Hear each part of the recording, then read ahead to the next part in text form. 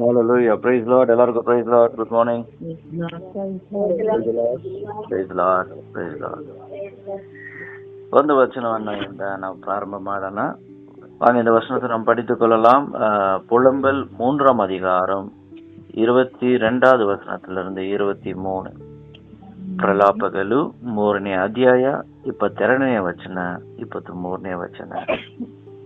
Lamentations chapter 3 verse 22 to 23. நாம் நிர்மூலமாகாதிருக்கிறது கர்த்தருடைய கிருபையே, அவருடைய இரக்கங்களுக்கு முடிவில்லை. அவைகள் காலைதோறும் புதியவைகள், உமது உண்மை பெரிதாயிருக்கிறது. ನಾವು ಉಳಿದಿರುವುದು ಯೆಹೋವನ ಕರುಣೆಯೇ, ಆತನ ಕೃಪಾ ವರಗಳು ನಿಂತು ಹೋಗುವು, ದಿನ ಹೊಸದಾಗಿ ಒದಗುತ್ತದೆ. Thank you both the sisters. ಈ ವಚನಗಳಲ್ಲಿ ನಾವು ಓದುವಾಗ ಪ್ರತಿ ದಿನವೂ ಹೊಸದಾಗಿದೆ ಎಂಬುದಾಗಿ ದೇವರು ಹೇಳುವರಾಗಿದ್ದಾರೆ. Every day is a new day. ಈಗ ನೋಡಿ, ನಾವು ಕಳೆದ ವಾರ ಮುಗಿದು ನಾವು ಮತ್ತೊಂದು ವಾರದಲ್ಲಿ ಹೆಜ್ಜೆನ ಇಟ್ಟಿದ್ದೇವೆ. ನಮ್ಮ ಕಳೆದ ವಾರ ದೇವರು ಅದ್ಭುತವಾಗಿ ನಡೆಸಿದ್ದಾರೆ. ಕಳೆದ ತಿಂಗಳು ದೇವರು ಅದ್ಭುತವಾಗಿ ನಡೆಸಿದ್ದಾರೆ. ದೇವರು ಆತನು ಯಾವಾಗಲೂ ನಮಗೆ ಹೊಸದನ್ನು ಕೊಡುವ ದೇವರು ಎಂಬುದಾಗಿ ದೇವರ ಆಜ್ಞೆಯನ್ನು ನಾವು ಕೇಳ್ತಾ ಇದ್ದೇವೆ. ಹೌದು ಪ್ರಿಯರೇ, ನಮ್ಮ ಜೀವಿತದಲ್ಲಿ ಕೆಲವು ಸಮಯದಲ್ಲಿ ಸಂಕಟಗಳು ಬರುತ್ತದೆ, ಶೋಧನೆಗಳು ಬರುತ್ತದೆ. ಆ ಶೋಧನೆಗಳಿಗೆ ಯಾವತ್ತೂ ನಾವು ಒಂದು ಅಂತ್ಯವನ್ನು ಹುಡುಕುವರಾಗಿ ಯಾವಾಗಲೂ ಇರುತ್ತೇವೆ. Whenever there is a problem, when there is a situation is so bad, we always look for a remedy. We always look for some sort of where the problem is being solved. ಆ ಸಮಸ್ಯೆಗಳು ಹೇಗಾದರೂ ಮುಗಿಯಬೇಕು, ಆ ಸಮಸ್ಯೆ ಹೇಗಾದರೂ ನಿಲ್ಲಬೇಕು, ಆ ಸಮಸ್ಯೆಗಳು ಹೇಗಾದರೂ ಒಂದು ಹಂತಕ್ಕೆ ಬರಬೇಕು ಎಂಬುದಾಗಿ ಅನೇಕರು ನಮ್ಮ ಜೀವಿತದಲ್ಲಿ ನಾವು ಬಯಸುವರಾಗಿದ್ದೇವೆ. So when there is a problem, ನಮಗೆ ಸಮಸ್ಯೆಗಳು ಇರುವಾಗ ಆ ಸಮಸ್ಯೆಗಳು ಒಂದು ಅಂತ್ಯಕ್ಕೆ, ಒಂದು ಎಂದಿಗೆ ದೇವರು ತಂದು ಕೊಡುವರಾಗಿದ್ದಾರೆ. பிரச்சனைகள், போராட்டங்கள் நம்முடைய வாழ்க்கையில வரும்போது ஆண்டவர் அது ஒரு முடிவுக்கு கொண்டு வருகிற தேவனாய் இருக்கிறார். அந்த முக்கியமான காரணம் என்னவென்றால், அவருடைய அன்பு ஒரு நாளும் நம்ம விட்டு மாறாததா இருக்கிறது. அவருடைய அன்பு நம்ம ஒரு நாளும் அவருடைய அன்பை விட்டு பிரிக்காமல் இருக்கும். அவருடைய அன்பு எப்படிப்பட்டது என்றால், அது காலைதோறும் புதிதாய் இருக்கும் என்று சொல்லுகிறது. நம்மளுடைய வாழ்க்கையில நம்ம வாழ்ந்து கொண்டிருக்கிற வாழ்க்கை எப்படியாய் நம்ம இருக்கிறோம். கர்த்தருடைய ಅன்பು ஒரு ನಾಳು ಮಾರಾದಿದೆ. ದೇವರ ಪ್ರೀತಿ ಎಂದಿಗೂ ಬದಲಾಗಲಿಲ್ಲ. ನಂಬುವವರು ಒಂದು ಹಲ್ಲೆಲೂಯಾ ಹೇಳಬಹುದು. ಇವಾಗ ನೋಡಿ, ಮನುಷ್ಯರು ದೇವರನ್ನ ಒಂದು ಹೇಗೆ ನೋಡುವರಾಗಿದ್ದೀರಿ ಅಂದ್ರೆ, ಮತ್ತೊಂದು ಮನುಷ್ಯನ ರೀತಿಯಲ್ಲಿ ನೋಡುತ್ತಾರೆ. ಅವರು ಒಂದು ವೇಳೆ ದೇವರು ಆತನು ಕೋಪ ಪಟ್ಟುಕೊಳ್ತಾರ, ಒಂದು ವೇಳೆ ದೇವರು ಆತನು ಸಿಟ್ಟುಕೊಳ್ಳುತ್ತಾನ, ஒருவேளை ஆண்டவர் கோபம் பட்டுக் கொள்வாரா, ஆண்டவர் ஒருவேளை நம்மளை ஏதாவது தண்டிப்பாரா. மனுஷர்கள் பார்க்கிற நோக்கமே மனுஷர்களை போல ஆண்டவரை பார்க்கிறதா இருக்கிறது. ஆண்டவரையும் ಮನುಷ್ಯರಾய் பார்க்கிறவர்களாய் இருக்கிறார். ಹೀಗೆ ಮನುಷ್ಯರನ್ನು ನೋಡುವ ರೀತಿಯಲ್ಲಿ ದೇವರನ್ನು ಕೂಡ ಮನುಷ್ಯರಾಗಿ ಇವತ್ತು ಅನೇಕರು ನೋಡುವರಾಗಿದ್ದಾರೆ. ಪ್ರತಿಯೊಬ್ಬರ ಜೀವಿತದಲ್ಲಿ ಒಂದೊಂದು ಹೊಸದನ್ನು ದೇವರಿಟ್ಟಿದ್ದಾರೆ.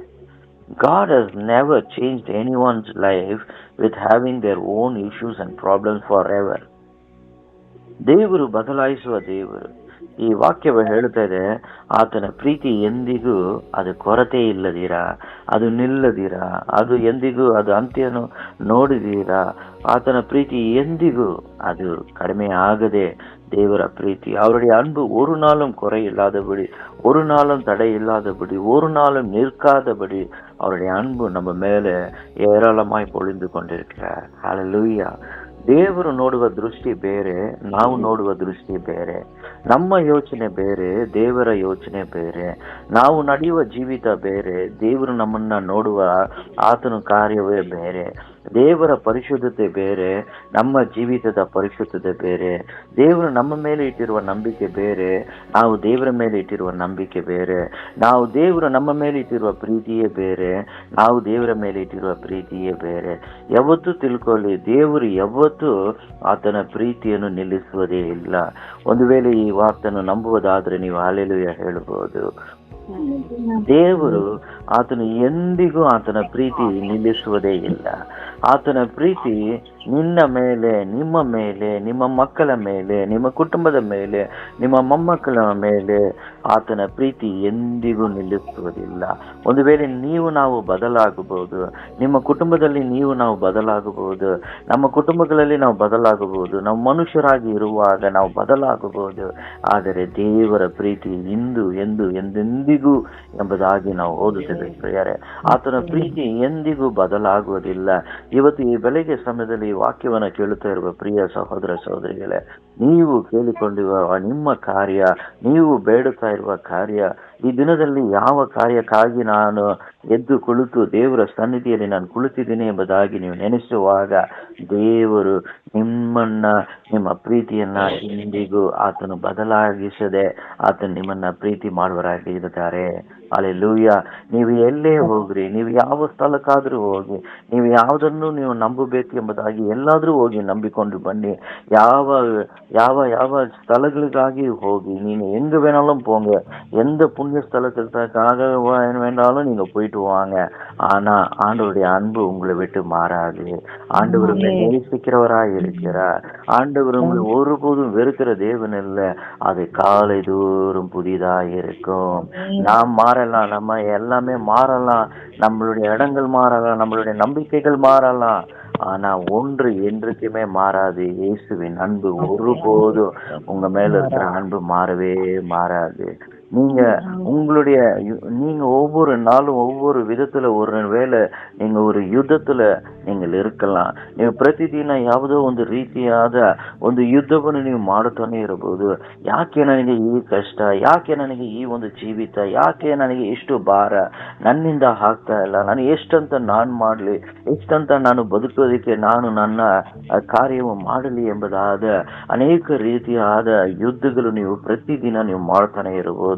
எதுக்கு இந்த வாழ்க்கை, எதுக்காக நான் வாழ வேண்டும், என்னத்துக்கு எனக்கு இவ்வளவு போராட்டம், என்ன இப்படி என்று நீங்கள் சொல்லிக் கொண்டிருக்கலாம். ஆனால் ஆண்டவருடைய அன்பு மாறாது.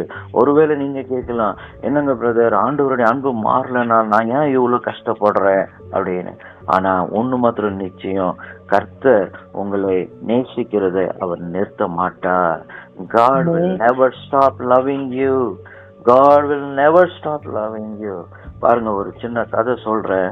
ஒரு முறை ஒரு குழந்தை என்ன ஆகுதுனாக்கா, ஒரு அப்பா அம்மா அவர்கள் ஒரு கடைக்கு, ஒரு மாலுக்கு போயிருக்கிறாங்க. போகும்போது அந்த குழந்தை காணா போயிடுச்சு.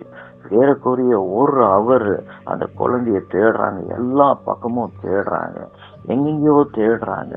தேடும் போது அந்த குழந்தை பயந்து ஓடி போய் ஒரு சந்துல ஒளிஞ்சு கொள்ளுது.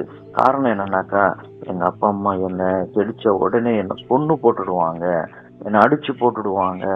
ஏன்னா எங்க அப்பா நான் ரொம்ப தொந்தரவு கொடுத்துட்டேன், நான் காணாம போயிட்டேன், இப்ப என்னை பயங்கரமா அடிக்க போறாங்க அப்படின்னு பயந்து ஒரு இடத்துல உக்காந்துட்டு இருந்துதான்.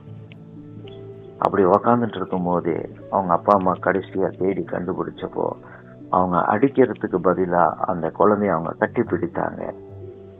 இந்த கதை மூலியமா என்ன நம்ம தெரிந்து கொள்கிறோம் அப்படின்னாக்கா, இன்னைக்கு நிறைய பேர் நம்ம பயந்து போய் நம்மளுடைய தகப்பனான தேவனை, அன்பை, இயேசுவினுடைய அன்பை நம்ம பயந்து போய் எங்கேயோ ஒரு இடத்துல நம்ம என்ன பண்றோம், ஐயோ நானும் கடவுள்கிட்ட போனா என்னை ஏத்துக்குவாரா, அவர் என்னை சேர்த்துக்கொள்ளுவாரா, நான் ஆண்டவர்கிட்ட போனேன்னா அவர் என்னை மன்னிக்குவாரா, நான் தப்பு பண்ணிட்டேனே, நான் என்ன செய்யறது.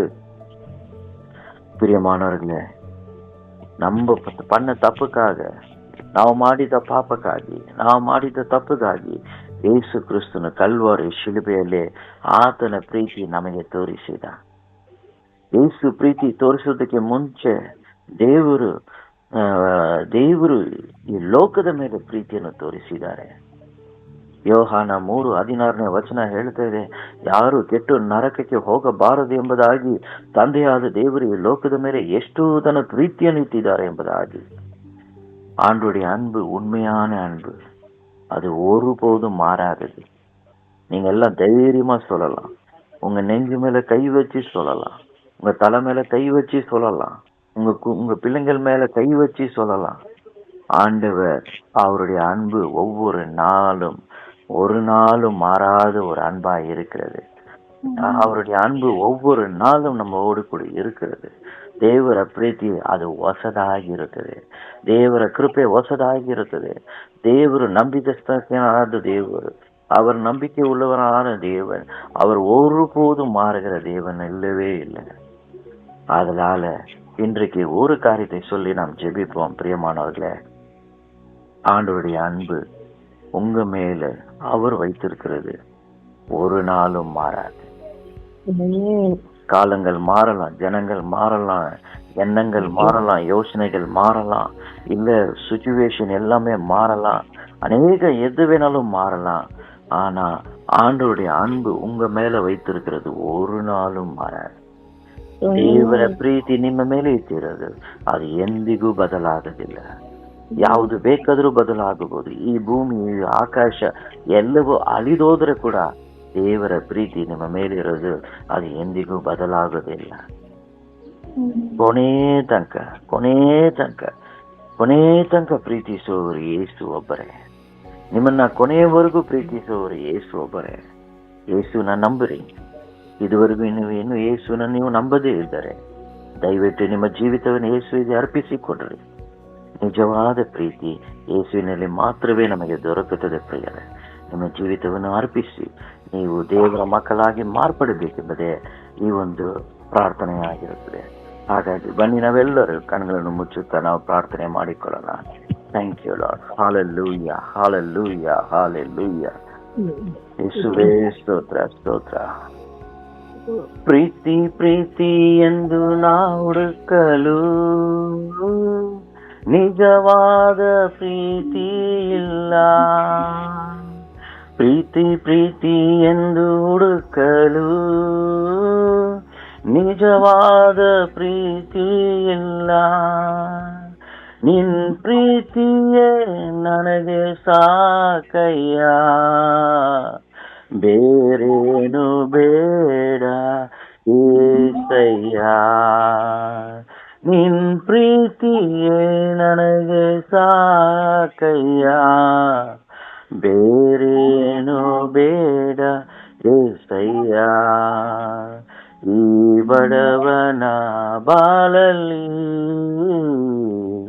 ಬೆಳಕಾಗಿ ಬಂದೆ ಏಸಯ್ಯ. ಈ ದೀನನ ಬಾಳನ್ನು ಮೇಲಕ್ಕೆ ಎತ್ತಿದೆ ಏಸಯ್ಯ. ಈ ಬಡವನ ಬಾಳಲ್ಲಿ ಬೆಳಕಾಗಿ ಬಂದೆ ಏಸಯ್ಯ.